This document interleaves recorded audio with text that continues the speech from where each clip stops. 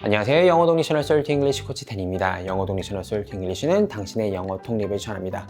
오늘은 짧은 시간 동안 will be ing, 우리가 보통 미래 진행형이라고 표현하는 will be ing를 조금 더 깊이 있게 그리고 심도 있게 다뤄보려고 합니다. 우리가 보통 미래 진행형이라고 하면 미래의 일정 시점을 찍어놓고 그 시점에 한참 하고 있을 행동에 대해서 한참 그 시점에 무엇을 하고 있는 중일 것이다 라는 표현을 하는 동사의 형태로 이해하고 있지만, 사실 이 will be ing가 이 뭐뭐 하고 있는 중일 거야 라는 뉘앙스 말고도 조금 더 고급스러운 자리에서, 조금 더 점잔을 빼야 되는 자리에서 사용되는 표현이기도 하거든요. 오늘 이 부분에 대해서 한번 다뤄보고 우리의 영어 실력이 성장하는 유익한 시간을 가져보도록 하겠습니다.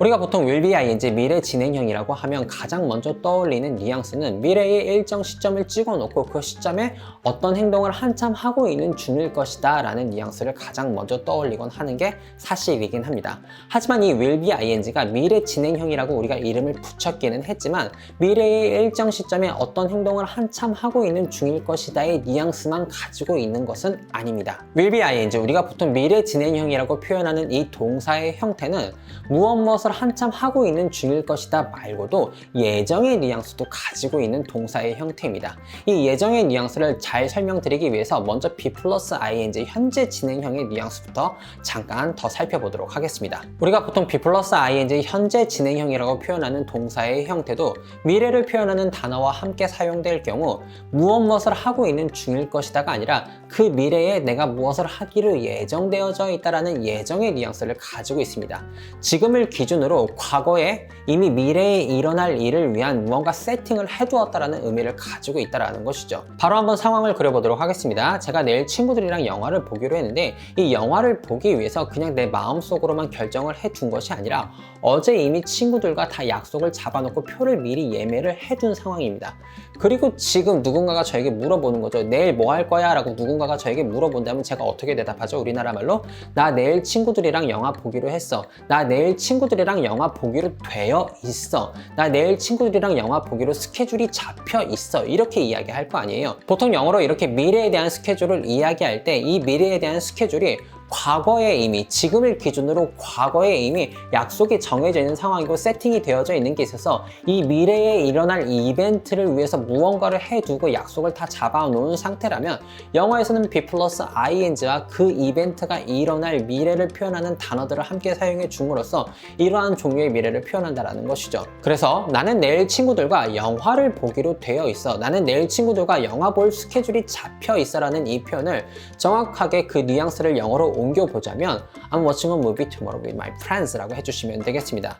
I'm watching a movie with my friends tomorrow, 이 문장을 보실 때 나는 내일 친구들과 영화를 보고 있는 중이다 라고 인지하시면 안 되고, 나는 내일 친구들과 영화를 볼 스케줄이 잡혀 있어, 나는 내일 친구들과 영화를 보기로 되어 있어 라고 인지해 주셔야 된다는 것이죠. 간단하게 be 플러스 ing를 통해서 영어라는 언어가 어떻게 미래에 발생하기로 확정된 스케줄에 대해서 표현하는지 알아보는 시간을 가졌습니다. 하지만 이런 미래에 발생하기로 결정되어져 있는, 확정되어져 있는 스케줄들이 제가 방금 예를 들어드린 것처럼 개인적인 스케줄이 아니라면 약간은 이야기가 달라집니다. 개인적인 스케줄이 아니라 대중에게 전달되는 공인에 결정되어 있는 스케줄이거나 이미 결정되어 있는 국가의 공식 일정 같은 경우에는 be 플러스 ing가 아니라 will be ing를 사용하여 표현하게 되어 있습니다. 우리나라 언어와 영어라는 언어는 정말로 하늘과 땅 같은 차이점이 있지만, 이 부분에서만큼은 우리나라 언어와 영어라는 언어가 굉장히 유사함을 찾아볼 수 있습니다. 우리나라도 이전에는 지배층이 사용하는 언어와 피지배층이 사용하는 언어가 달랐고, 영국이라는 국가도 지배층이 사용하는 언어와 피지배층이 사용하는 언어가 달랐거든요. 지배층은 보통 프랑스어를 사용했고 피지배층은 영어를 사용했다는 것이죠.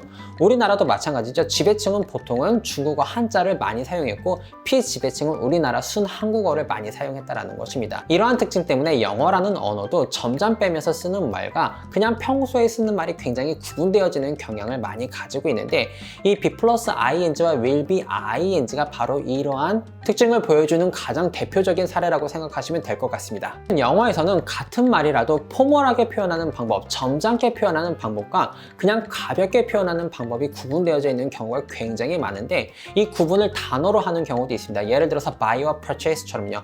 buy 같은 경우에는 조금 더 일상생활어 같은 느낌이 강하고 purchase 같은 경우에는 기업에서 사용할 듯한 그런 느낌이 조금 더 강한 어휘죠. 이렇게 어휘로 구분을 할 때도 있지만 이 점자음과 포멀함 그리고 포멀함과 포멀하지 않음을 구분하는 또 다른 장치는 바로 조동사를 사용할 때와 조동사를 사용하지 않을 때입니다. 영어에서 생각보다 이 조동사가 will, must, should, may 같은 이러한 조동사들이 굉장히 무언가를 점잖게 말할 수 있게 해주는 장치가 되는 경우가 굉장히 많이 있습니다. May I help you 같은 표현도 마찬가지죠. 그냥 도와준다라고 해도 되는데 may를 붙임으로써 굉장히 점잖게 말하는 그런 분위기가 연출되거든요. will도 마찬가지라는 거죠. 그냥 be 플러스 ing라고 이야기할 때보다 will be ing로 표현을 하면 굉장히 점잖게 그 다음에 굉장히 포멀하게 표현되는 그런 느낌, 그런 뉘앙스가 나오게 되어 있거든요. 그렇기 때문에 국가의 행사라든지 아니면 모든 사람에게 공식적으로 대중적으로 전달할 메시지가 있을 때 우리가 will be ing를 사용하게 됩니다. 우리가 무언가 미래 일정 시점에 발생하기로 확정된 이벤트에 대해서 이야기를 할 때요. 바로 짧은 문장 3개로 예를 한번 들어보도록 하겠습니다. 첫 번째 문장은 The government will be making a statement about the crisis later today. 두 번째 문장은 Later in this program, 나중에 이 프로그램에서 I'll be talking to the Minister of Education이 되겠고, 마지막 세 번째 문장은 손흥민 is injured. 손흥민이 부상을 당했고 and won't be playing in the game on Saturday. 간단하게 문장 3개를 통해서 예를 들어드렸는데요. 어떤 느낌이 드시나요? 일개 개인의 일상생활 언어라기보다는 뭔가 뉴스에서 대중에게 전달할 법한 그런 내용이라는 그런 느낌이 조금 오시죠? 그리고 모든 사람에게 이렇게 포멀하게 내용을 전달할 때는 가볍게 일상용어로 전달하는 것이 아니라 껄렁껄렁 대면서 말하는 것이 아니라 그에 걸맞는 점잖은 언어가 필요하다는 것이고, 이렇게 점잖게 미래의 일정, 미래의 스케줄에 대해서 이야기할 때 영어라는 언어는 will be ing를 사용한다는 것이죠. 한번 해석해 보도록 하겠습니다. 첫 번째 문장은 잠시 후 위기에 관한 정부의 공식 발표가 있을 예정입니다. 이렇게 해석해 주시면 되겠고요. 두 번째 문장 같은 경우에는 나중에 이 프로그램에서 국민을 대표해서 이런 느낌이 있는 겁니다. 제가 교육부 장관과의 대담이 예정되어져 있습니다. 마지막 세 번째 문장 같은 경우에는 구단의 공식 발표라고 생각해 주시면 되겠습니다. 구단의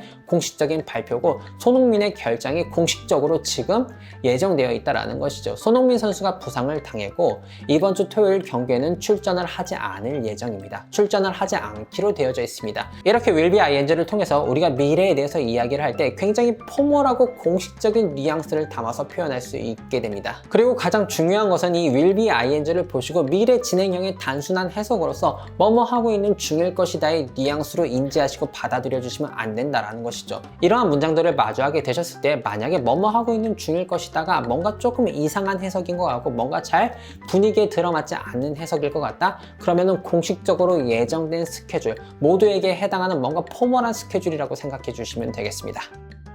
짧은 시간 동안 will be ing의 미래 진행형의 미래의 일정 시점에 한참 뭐뭐 하고 있는 중일 것이다의 뉘앙스 말고 어떻게 원어민들이 고급스럽게 포멀하게 미래에 일어나기로 발생하기로 확정된 스케줄에 대해서 표현하는지 살펴보는 시간을 가져봤습니다. 우리가 영어를 익히고 학습하는 과정 가운데서 고급 영어라는 말을 굉장히 많이 듣는 것 같습니다.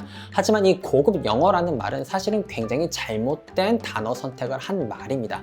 제가 일상생활에서 하는 영어는 뭐 저급 영어인가요? 그런 거 아니잖아요. 이 고급 영어라는 말 대신에 사실은 이렇게 인지해 주셔야 됩니다. 포멀한 자리에서 격식에 맞게 사용하는 영어라고 생각해 주시면 되겠고, 이 영어라는 언어가 격식에 맞춰서 무언가를 표현하고 싶을 때 사용하는 장치 중에 하나가 바로 조동사. 오늘은 그 중에서도 will을 어떻게 격식 있게 사용하는지에 대해서 잠깐 설명드려보는 시간을 갖기도 했습니다. 우리의 영어 성장에 도움이 될 수 있었다면 정말로 행복할 것 같습니다.